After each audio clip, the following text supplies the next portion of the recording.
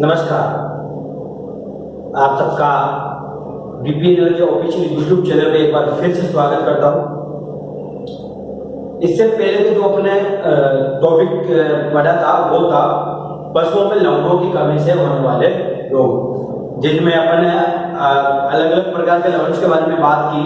Sodium है, cobalt है, copper है, जिंक है तथा सल्फर है। उसके बाद में सल्फर के बाद में अपन ने सल्फर के बाद में फास्फोरस के बारे में पढ़ा। फास्फोरस की एक बीमारी थी जिसको अपन फास्फोरस की कमी की वजह से पाइका नामक रोग होता है।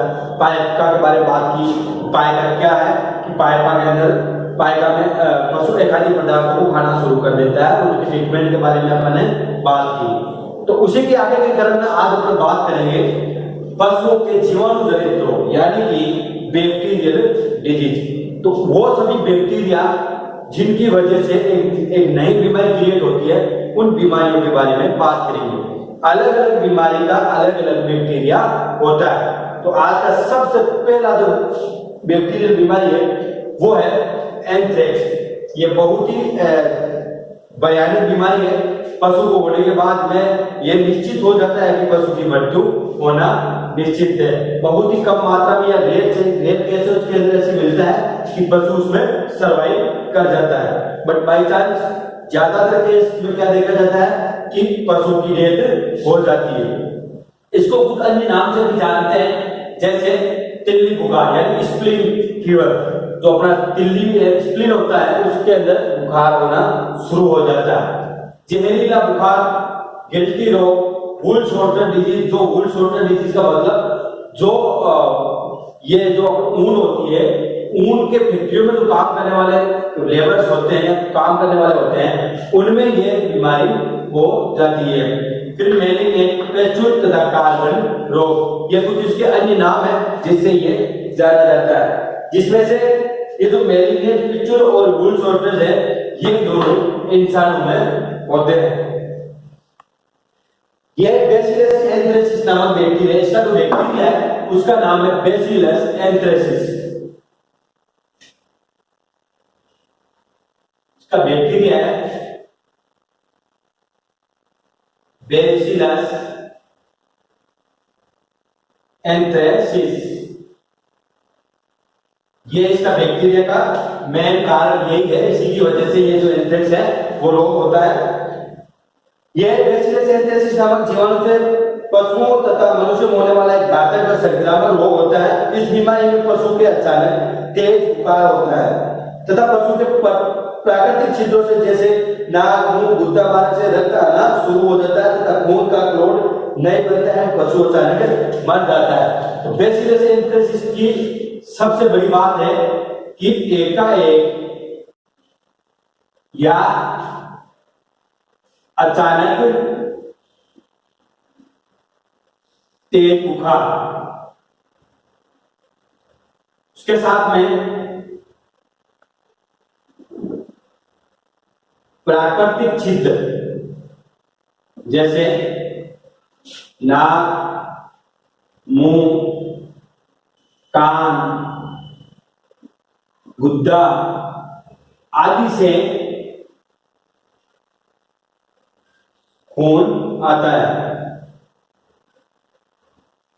और है कि ब्लड का क्लॉट नहीं जमता, बाद में मृत्यु। यानी कि क्या होता है, इस बीमारी की वजह से एंथ्रेसिस की वजह से अचानक बहुत तेज बुखार आता है तथा जो प्राकृतिक छिद्र होते हैं नाक, मुंह, कान में गुद्दा, उनसे खून आना शुरू हो जाता है और वो खून क्लॉट नहीं जमता, जिसकी वजह से पशु की अचानक मृत्यु हो जाती है। लंबे समय तक पशु सर्वाइव नहीं कर सकता। यह बीमारी मुख्य रूप से भेड़ों में पाई जाने वाली बीमारी है।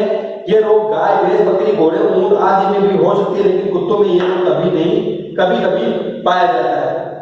इस बीमारी में तिल्ली का आकार बढ़ जाता है, जिसके इसे स्प्लीन फीवर भी कहते हैं। यानी कि इसमें क्या होता है, जो स्प्लीन होता है, स्प्लीन का आकार बढ़ जाता है। जो अपना स्प्लीन होता है उसका आकार बढ़ जाने की वजह से इसको अपने स्प्लीन फीवर भी बोलते हैं। और ये ज्यादातर किसमें होता है, ये ज्यादातर भेड़ों में होता है। ये भेड़ों में बहुत ज्यादा मात्रा में देखने को मिलता है, तभी तो इसको अपन वुल स्टड डिजीज भी बोलते हैं। तो ये है इसके बारे में नॉर्मली इसके बारे में जानकारी। इसके बाद में अपन बात करते हैं कारण।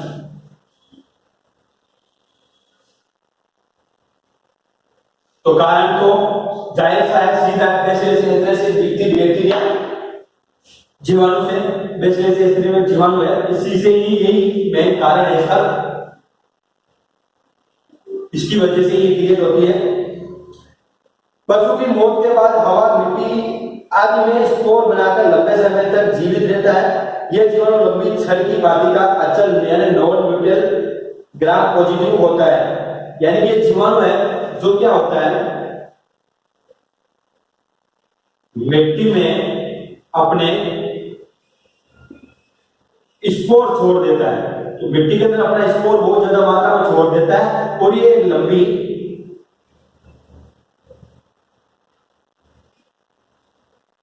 छड़नुमा आकृति का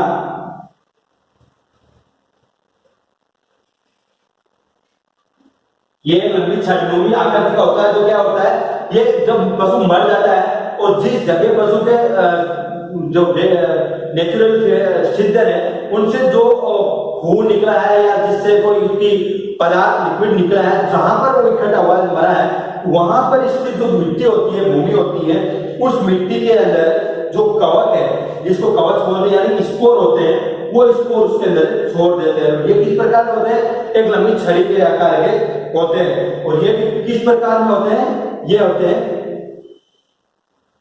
ग्राम पॉजिटिव। ग्राम पॉजिटिव के अंदर ये जब भी वापिस से कोई दूसरे पशु या किसी चीज के जब संपर्क में आते हैं तो ये पशु के अंदर शिफ्ट हो जाते हैं, यानी ये ग्राम पॉजिटिव होते हैं। जो अचल होते हैं,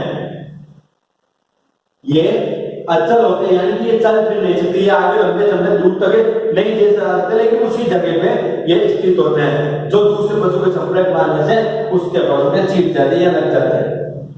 बीमारी फैलने का माध्यम होता है तो अपना ट्रांजैक्शन है, मोड ऑफ ट्रांसमिशन। यह रोग वर्षा के दौरान कुछ माह में ही विशेष रूप से फैलता है, इसलिए इसे एंथ्रेक्स नाम से भी जाना जाता है। यानी कि सबसे बड़ी बात कि मौसम, तो वर्षा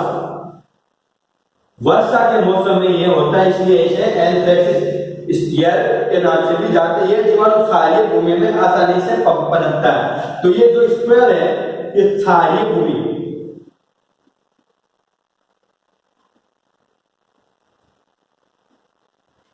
जो स्पोर है वो क्षारीय भूमि में पनपता है, यानी क्षारीय जो माध्यम होता है उसके अंदर ये अपना सर्वाइव ज्यादा लंबे समय तक कर सकता है। वर्षा ऋतु में ये जीवाणु स्पोर पानी के साथ मिलकर एक स्थान से दूसरे स्थान तक चले जाते हैं। मांसाहारी पशुओं में संक्रमित मांस सेवन तथा संक्रमित बाल, खान, आदियां आदि से भी फैलाया जा सकता है। जो वर्षा का पानी है, पानी के साथ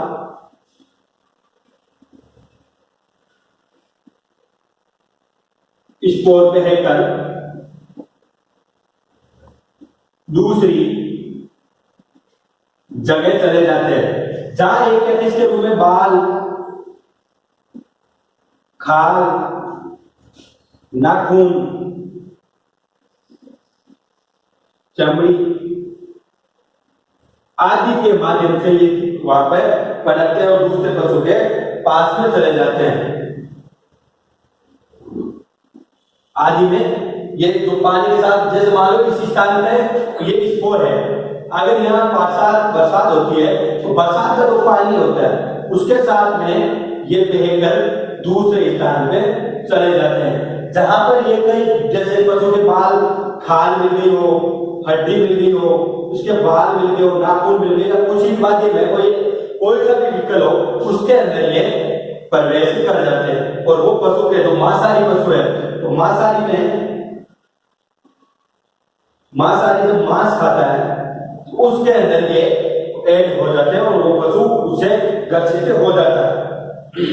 खून चूसने वाले परजीवी मक्खी तथा मांसाहारी पक्षियों द्वारा ये रोग फैलता है, जैसे स्टोमैक्स वे जो टेबलेस फ्लाई है, यानी कि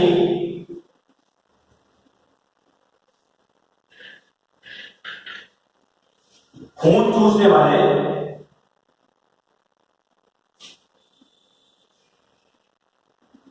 व मांसाहारी पक्षी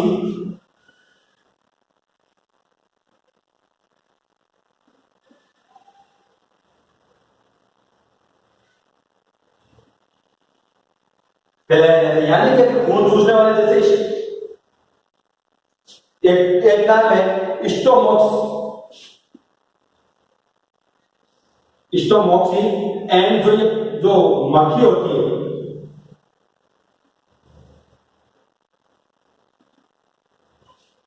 उसको अपन सैंड फ्लाई मक्खी बोल सकते हैं या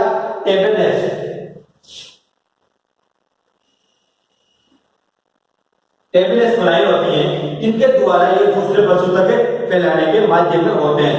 यानी कि स्टोमैक्स चूसने वाला है तो है मांसाहारी पक्षी तथा उसके साथ जो मक्खियां हैं उड़ने वाली, जिसकी वजह से एक जगह से दूसरी जगह तक इनको शिफ्ट करते हैं, तो उसको टेबलेस या सैंड फ्लाई मक्खी के नाम से भी जानते हैं। ये रोग प्रयोगशाला में काम करने वाले भेड़ की ऊन के संपर्क में आने वाले जैसे ऊन की फैक्ट्रियों में काम करने वाले व्यक्तियों को ज्यादा होता है, इसलिए वूल शॉर्टर डिजीज भी कहते हैं। ये रोग मृत पशुओं की खाल खाने वाले एवं मांस काटने वाले व्यक्तियों में भी अधिक होते हैं। वे खाद जिनमें ऊन व हड्डियों का चूरा काम आता है। यानी कि अपने पहले की बात की वूल शॉर्टर जो डिजीज है उनमें क्या जो ऊन की फैक्ट्रियां होती है या फिर चमड़ा उतारने वाले व्यक्ति होते हैं या जो मांस को कट करने वाले व्यक्ति होते हैं, उनमें ये डिजीज ज्यादा पाई जाती है। क्योंकि जिस पशु को ये काट रहे हैं, जिस पशु का ये पदार्थ को अपन यूज में ले रहे हैं, उसमें से जैसे ऊन, मांस,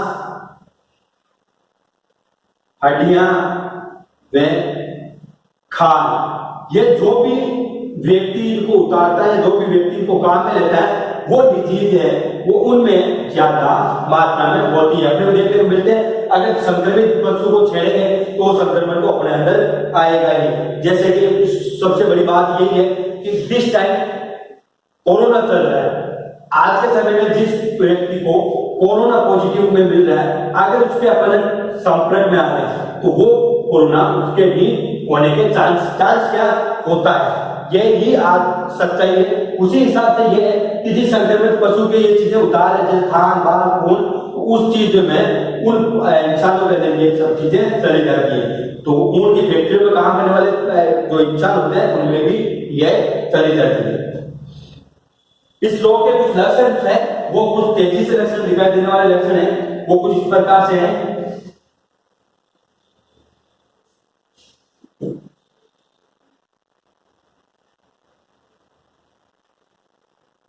सिम्टम्स है, पहला सिम्टम्स वो है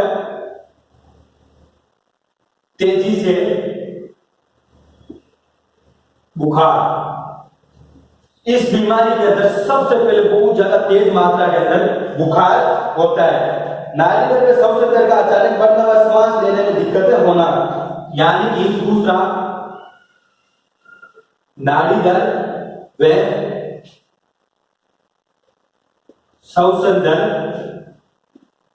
बढ़ जाती है व श्वास लेने में तकलीफ, जिसको अपन डिस्पनिया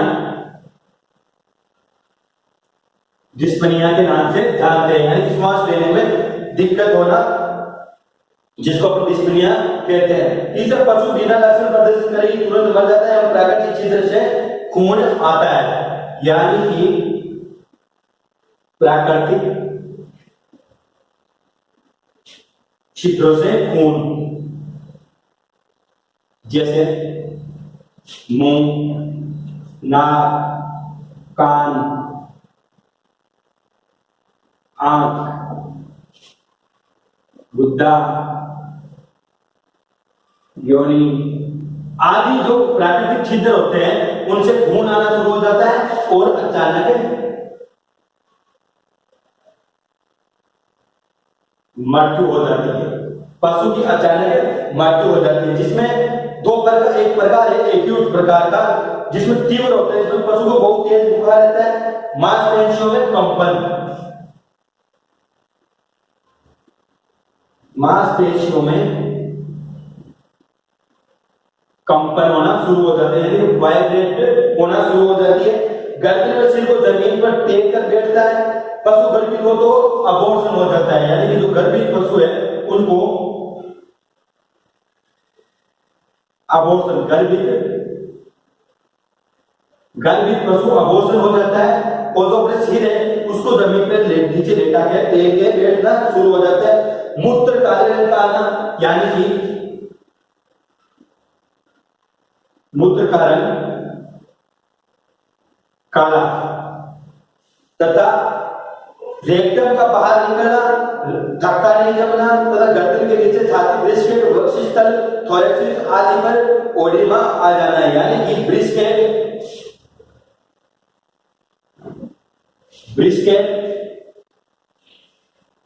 थोरैक्स पे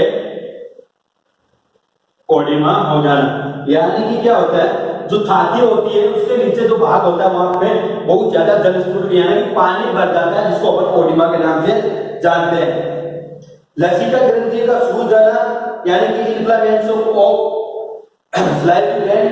पशु की मृत्यु के दौरान प्राकृतिक छिद्रों से खून आना बिना जमे, जैसे कि बिना रक्त को जमे हुए अपने पहले ही बता दिए कि प्राकृतिक छिद्रों से खून आना शुरू हो जाता है। तो यही सभी लक्षण है देखने को मिलते हैं, जिससे अपने को यह आइडिया लगता है कि पशु को एंथ्रेक्स नामक बीमारी हुई है।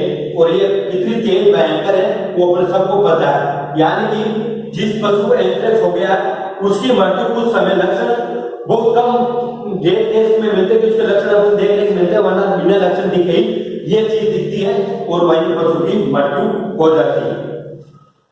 अब अपन इसका उपचार करेंगे।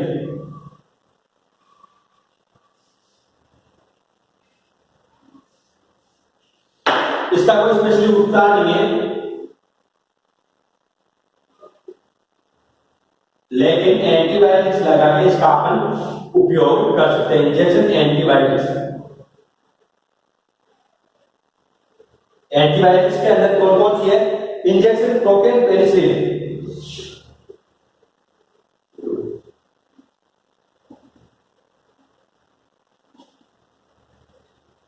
इनमें जो प्रोपेन पेनिसिलिन वगैरह होती है, जो एंटीबायोटिक्स है, ये कुछ यूनिट्स होते हैं, आईयू होती है, जैसे 20 लाख इंट्रावेनस या सॉरी इंट्रामस्कुलर होते हैं, आईयू मतलब इंटरनेशनल यूनिट होती है 20 लाख। वो 20 लाख पेनिसिलिन की जो डोज होती है वो पशु को इंट्रामस्कुलर 20 लाख इंजेक्शन को अपन बोल सकते हैं 15 से 20 ml। दूसरा अपन इंजेक्शन टेरामाइसिन, जो इंजेक्शन टेरामाइसिन को दूसरे नाम से किस नाम से जानते हैं? ये तो नॉर्मली जो गांव में लोग होते हैं वो अपन टेरामाइसिन का यूज करते हैं, लेकिन इनमें दूसरा नाम है ऑक्सी टेट्रासाइक्लिन। इसका भी अपने को वो है 20 से 30 ml इंट्रामस्कुलर के रूप में बच्चों को देना चाहिए। वह इंजेक्शन एम्पिसिलिन है,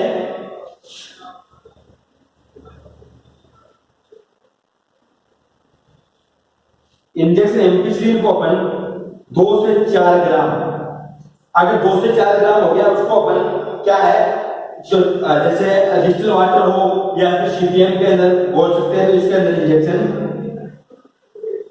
सीपीएम 10 से 12 ml दोनों इंट्रामस्कुलर लगाना होता है। ये इसका ट्रीटमेंट है।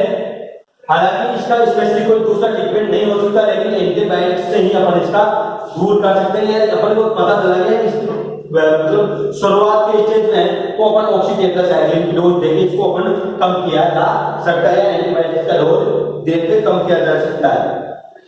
इसके अंदर एक रोकथाम है, इसका रोकथाम कुछ इस प्रकार से है।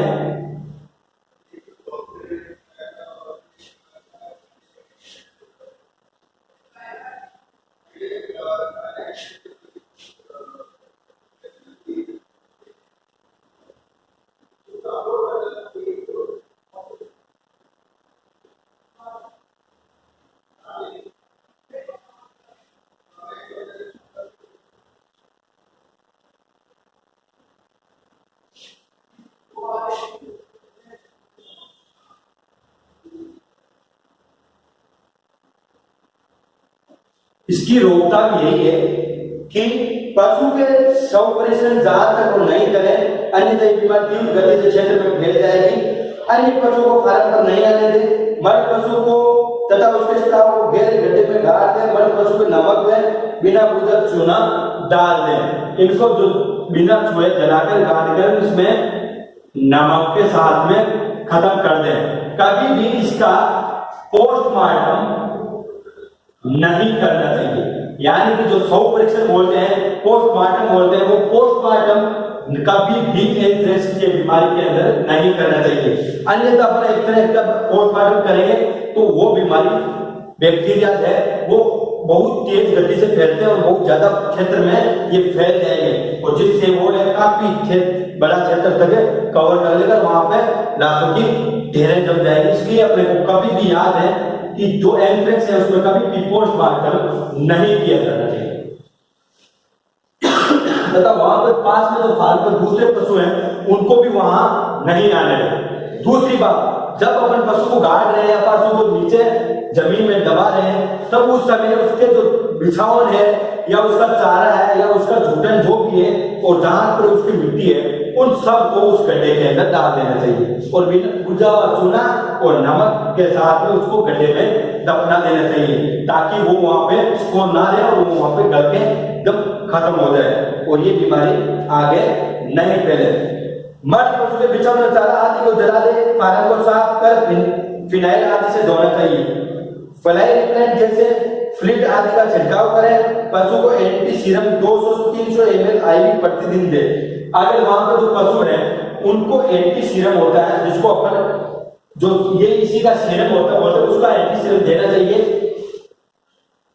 जिसको एंथ्रेक्स स्पोर वैक्सीन। अब बात आती है इसकी वैक्सीन। तो anthrax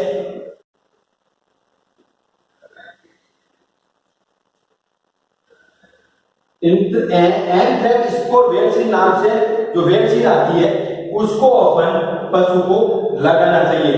10 million spore horse and cattle के अंदर सबकट तथा 5 मिलियन स्पोर शीप के अंदर सबकट लगाना चाहिए।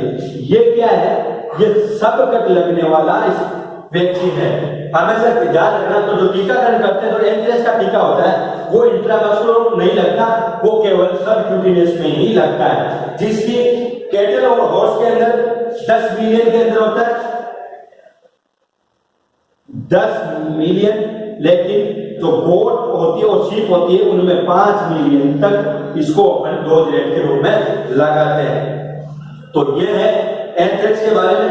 ये एक भयानक डिजीज है जो जिस किसी के आसपास या परिवार में हो वो ध्यान रहे कि इससे बचकर रहे और जितना हो सके आपको जितना जल्दी इसका पता चले डॉक्टर को बुला के और इसका ट्रीटमेंट कराएं और बहुत गहराई से ध्यान दें कि जो भी इंस्ट्रक्शन दिए हुए हैं या जो पशु चिकित्सक देता है इंस्ट्रक्शन उस इंस्ट्रक्शन को फॉलो करें और जो पशु मर जाता है उसके बाद में जिस प्रकार से इंस्ट्रक्शन दिया है वही इंस्ट्रक्शन फॉलो करें। तो आज के टॉपिक में इतना ही। कल के टॉपिक में या अगले टॉपिक में अपन बात करेंगे एचएस यानी कि गलघोटू क्या बीमारी है उसके बारे में बात करेंगे। जय हिंद, जय Bharat. Click on the subscribe button to subscribe to our channel. Press the bell icon on the YouTube app and never miss another update.